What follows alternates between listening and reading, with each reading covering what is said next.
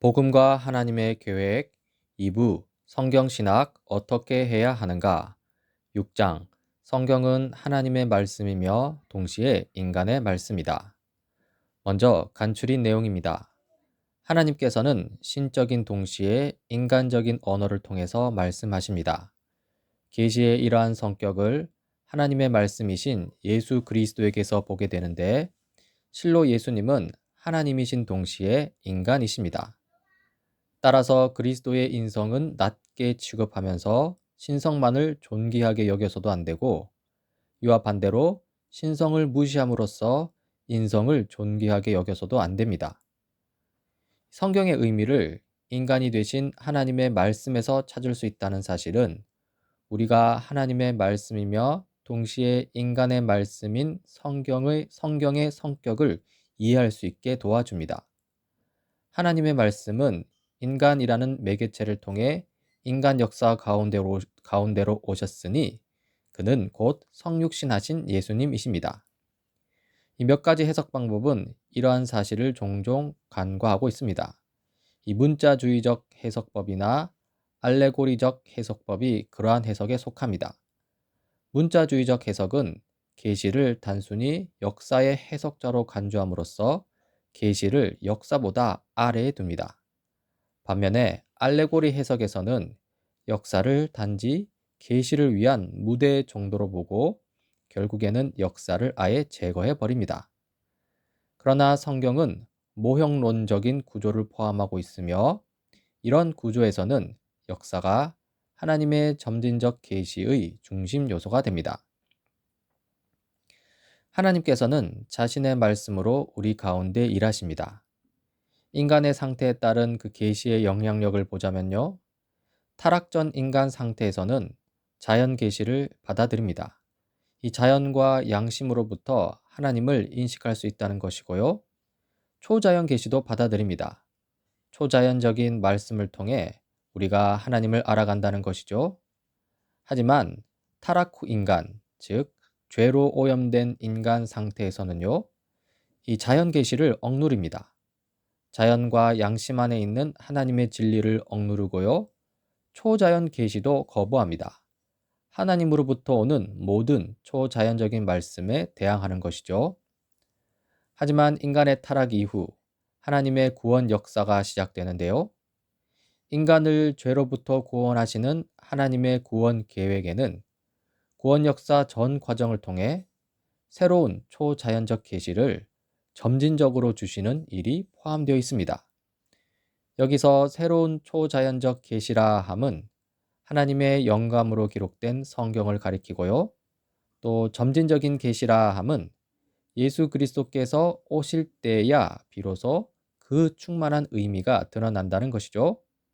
구약 성경부터 계시가 점차적으로 발전하다가 예수 그리스도가 오실 때 그 계시가 완성된다는 의미입니다. 따라서 우리는 예수님과 성경 계시의 관계를 생각해 볼 수 있는데요. 예수님께서 성경을 요약하고 성경을 성취시키며 성경을 해석하신다는 것입니다. 즉, 성경에 기록된 모든 말씀은요, 예수님을 향하고 있고 또 예수님에게서 그 의미를 찾을 수 있다는 것입니다. 이 복음과 성경의 관계도 생각해 볼 수 있는데요. 예수 그리스도를 통해 선포된 복음은요, 성경 계시 전체의 의미를 이해하기 위한 절대적인 기준점이 됩니다. 결국 성경 이해의 핵심은요, 예수님이 성경을 해석한다는 것이고요. 또 복음이 성경을 해석한다는 것이고요. 종합하면 성경이 성경을 해석한다고 할 수 있습니다. 이 성경이 성경을 해석한다는 것에서 우리는 성경 계시의 우선성을 볼 수 있습니다. 성경은 하나님의 말씀이며 또 최고의 권위를 가지는데요. 하나님의 말씀 곧 성경만이 최고 권위를 가지기 때문에 하나님의 말씀 곧 성경이 성경을 해석하도록 해야 한다는 것입니다. 이 성경 바깥에 있는 인간의 이성이나 경험, 전통 등에 비추어서 성경을 해석하는 것은요, 성경보다 인간을 우위에 두는 잘못된 성경 해석법이라는 것이죠. 자, 이렇게 성경이 자명한 하나님의 말씀이라면 그렇다면 왜 인간은 성경을 거부하는가 하는 질문을 하게 됩니다. 그리고 그 원인에는 죄가 있습니다. 이 죄와 타락 때문이죠. 죄로 타락한 아담의 후손들은요, 자신들 안에 있는 하나님에 대한 진리, 곧 자연 계시를 억누릅니다. 그뿐 아니라 밖에서부터 오는 초자연적인 말씀, 곧 초자연 계시도 거절하는 이 반역자가 되었죠. 여기에 대한 해결 방법은요, 오직 은혜입니다. 예수 그리스도의 구원 사역, 즉 하나님 나라 복음에 나타난 하나님의 은혜만이 우리로 하여금 성경의 진리를 받아들일 수 있게 하고요. 또 동일한 하나님의 은혜 가운데 성령님께서 우리의 반역적인 의지를 정복하시고 우리 안에 있는 하나님에 대한 증오를 제거하심으로써 우리가 성경의 진리를 받아들이게 하는 것이죠. 자, 요약 정리하자면요. 하나님께서는 말씀이신 예수님을 통해 우리에게 말씀하십니다. 즉, 하나님께서는 우리 가운데에서 활동하시려는 방편으로 예수님을 택하셨습니다. 이 예수님은 하나님이시며 동시에 사람이신 하나님의 말씀인데요. 먼저 예수님은 하나님이십니다. 예수님은 존재하는 모든 사실을 세우시고요. 홀로 그 모든 것을 해석하실 수 있는 하나님이십니다. 그리고 우리는요, 하나님이신 예수님 안에서 절대적 진리를 가질 수 있고 또 그 예수님 안에서 진리의 궁극적인 원천에 도달할 수 있습니다. 다른 한편 예수님은 사람이시기도 합니다. 이 중요한 질문이 있죠? 아까 예수님이 하나님이시라면 그렇다면 우리는 어떻게 하나님이신 예수님을 만날 수 있는가 하는 질문인데요. 그에 대한 대답은 예수님이 사람이 되셨다는 것입니다. 실로 예수님이 사람이 되셨습니다. 예수님은 1세기 팔레스타인의 유대인으로서 인간 역사 속에서 사셨고요. 성육신하신 예수님은 자신의 인성을 통해 우리와 의사소통하십니다. 이 충만한 계시로서의 예수님이라고 했는데요. 우리는 인간이 되신 예수님을 통해서 하나님을 아는 지식에 온전히 도달할 수 있습니다. 다시 말해, 우리는 예수 그리스도를 통해 성경을 해석하고 이해할 수 있는 것이죠. 자, 요약하자면요. 예수 그리스도는 한 인격 안에 참 하나님이시며 참 인간이 연합되어 있는 분으로 계시되었습니다. 그리고 우리는 인간이 되신 예수님을 통해 하나님을 알 수 있게 되었습니다. 다음으로 성경인데요. 성경은 신적인 동시에 인간적인 기원을 갖는 하나님의 말씀입니다. 이 성경은 신적인 기원을 갖습니다. 성경은 하나님의 말씀이거든요. 모든 성경은 하나님의 영감으로 된 것이라고 디모데후서 3장 16절에 나와 있고요. 그러면서 이 성경은 인간적인 기원을 갖기도 합니다. 성경은 인간을 통해 기록된 하나님의 말씀이라는 것이죠. 따라서 성경에는 인간 기록자들의 특징이 모두 나타납니다. 그들의 언어, 사고 형태, 문학적 형식과 문체, 그들의 문화, 이 모든 것들이 성경의 메시지가 전달되는 이 실제적인 방법을 결정하는 것이죠. 참으로 성경은 이 예수님과 유사한데요. 예수님은 인간이 되신 말씀입니다. 그러나 하나님이신 예수님은 인간의 죄성을 가지지 않으시고요. 그러니까 예수님은 무지하시죠. 또 성경은 인간의 언어와 사고 체계를 통해 기록된 하나님의 말씀입니다. 그러나 하나님의 말씀인 성경은 인간적인 오류를 포함하지 않죠. 성경의 무호성입니다. 정리하자면요. 성경은 신적인 말씀과 인간의 말이 한 책에서 하나로 연합된 것입니다. 우리는 이러한 성경을 통해 하나님을 알 수 있게 됩니다. 이 예수님은 하나님의 마지막이며 가장 충만한 계시이기도 한데요. 이 역사적 사실들은 해석이 필요합니다. 그러나 역사적 사실들은 스스로 해석하지 않고요.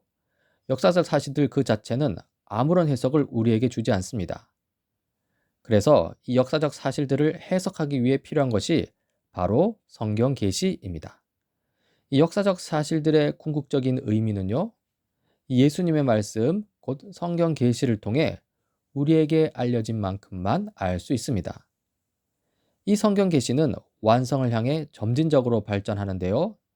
여기서 우리는 계시의 점진성을 보게 됩니다. 이 하나님의 계시는요, 처음에 한꺼번에 모두 주어진 것이 아니라 예수 그리스도 안에서 가장 충만하게 계시될 때까지, 그때까지 차츰차츰 단계적으로 계시된다는 것이죠. 이때 계시의 내용은요, 하나님의 약속들로 채워져 있고요. 또 그 약속들의 점진적인 성취에 관한 내용들로 채워져 있고요. 그리고 그 약속들의 최종적인 성취로서 예수 그리스도, 계시의 완성이신 예수 그리스도가 있습니다. 이 계시의 완성이신 예수 그리스도라고 했는데요. 예수님은 이전의 구약 약속들을 최종적으로 성취하시는 분이십니다. 예수님은 구약 성경에 약속된 모든 것을 성취하려고 오셨고요. 그렇게 하심으로써 구약의 약속들은 다만 이 성취의 그림자일 뿐이라는 사실을 보여줍니다. 또한 예수님은 이전 구약 약속들의 내용이 실제로 무엇을 의미하는지를 알려주시는 가장 충만한 계시입니다.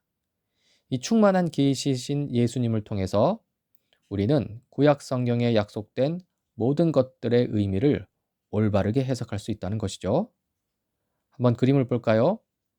이 아브라함에게 주어진 약속들은요, 화살표 방향을 따라 점진적으로 채워져 갑니다. 하지만 구약 성경에서는 그 완성에 도달하지 못합니다. 예수 그리스도께서 하나님의 최종적이고 가장 충만한 계시로 오셔야 되는데요. 이 예수님께서 앞서 주어진 모든 계시를 완성하고 해석하시는 것이죠. 이제 문자주의, 알레고리, 모형론에 대해서 살펴보고자 합니다. 이 셋 다 성경을 해석하는 방법을 가리키는데요. 이 문자주의 해석법은 성경을 문자 그대로 해석해야 한다는 입장입니다. 이 잘못된 입장인데요. 구약 성경에 나타난 역사적 사실, 그 역사적 사실을 해석해주는 예수 그리스도의 충만한 계시를 무시해 버리기 때문에 잘못된 입장입니다. 이 구약 성경에 나타난 역사적 사실을 문자 그대로 해석해야 한다고 보는데요. 이렇게 되면 이 시대착오적인 신앙 행태가 나타납니다. 가령 구약의 희생 제사 제도를 오늘날 그대로 시행해야 한다고 주장하는 식이죠. 이 문자주의와는 이 반대 극단에 서 있는 알레고리가 있습니다. 알레고리 해석법은 성경에 기록된 문자 그 이면에 숨겨진 영적 의미를 찾아내야 한다는 입장입니다. 이 해석법은요, 예수 그리스도의 계시를 구실로 내세워서는요, 구약 성경에 나타난 역사적 사실을 자기 마음대로 해석해 버립니다. 이 구약 성경에 나타난 역사적 사실의 이 객관적이고 올바른 의미를 사실상 완전히 무시해 버리는 것이죠. 다시 말해서 구약의 약속들과 구약의 사건들 아래에 숨겨져 있는 어떤 영적 의미만이 가치 있다고 주장하면서요, 이 자기 자신만의 주관적이고 영적인, 즉 잘못된 신앙 해석을 내세우게 됩니다. 이렇게 하면 안 되겠죠? 마지막으로 모형론입니다. 올바른 성경 해석법이라고 할 수 있는데요. 이 모형론에 따르면 역사 속에서 주어진 약속들은 점진적으로 계시되는 진리의 단계에 해당합니다. 이 약속들의 역사적 성취는 일관성을 가지면서요, 점차 발전하는 모습을 취합니다. 이 하나님의 백성이라는 계시에 대해서 한번 예를 들어 살펴봅시다. 이 아브라함에서 야곱의 12아들, 그리고 이스라엘 백성으로 발전하다가 예수 그리스도에 의해 세워진 교회에서 완성이 되는 계시인데요. 이 모형들은 하나님의 백성이라는 일관된 관계성을 가집니다. 모두 다 하나님의 백성들을 상징하죠. 그러나 이 모형들은 점차 발전하는 형태를 가집니다. 아브라함에서 야곱의 12아들로 발전하고요. 그리고 이스라엘 백성으로 이 하나님의 백성이 발전하는 모습을 보여줍니다. 그러다가 이 모형들은 최종적으로 완성된 실체로 성취되는데요. 바로 예수 그리스도에 세워진 이 교회가 하나님 백성의 실체가 되는 것이죠. 당연히 이 모형론은 문자주의와 알레고리를 거부하는데요. 먼저 문자주의를 거부합니다. 역사의 의미는 이 문자주의 성경 해석법대로 문자 그대로 자명하기는커녕 그렇지 않죠. 전적으로 계시에 의존하여 해석되어야만 제대로 알 수 있다고 모형론은 올바로 주장하고요. 그리고 또 알레고리도 거부합니다. 이 알레고리 해석법대로 역사는 무가차다 그렇게 하지 않고요. 오히려 그 역사는 계시를 통하여 하나님에 의해 통제되고 해석되는 가치 있는 것이라고 모형론은 올바르게 주장합니다. 이 성경 해석에 있어서 이 문자적이냐, 문자주의적이냐의 구분이 좀 필요합니다. 이 말이 좀 비슷해서 헷갈릴 수 있는데요. 이 문자주의적 해석은 잘못된 해석법입니다. 하지만 종교개혁 전통에 속한 이 문자적 해석은 올바른 해석법입니다. 여기서 종교개혁 전통에 속한 이 문자적 해석이란 무엇이냐 하면 이 성경이 기록된 그 당시의 독자들, 그 독자들에게 전달하려고 했던 성경 본문의 의미를 찾아내려는 작업입니다. 이 종교개혁 전통의 문자적 해석은요, 이 모형론의 계시의 점진성을 받아들입니다. 실로 종교개혁자들은요, 문자적 해석에 따라 발견하는 그 본문의 의미가 그리스도 안에서 성취가 이루어질 때까지는 그 온전한 의미가 다 드러나지 않는 것으로 보았습니다. 그러니까 발전 단계에 있다는 것이죠.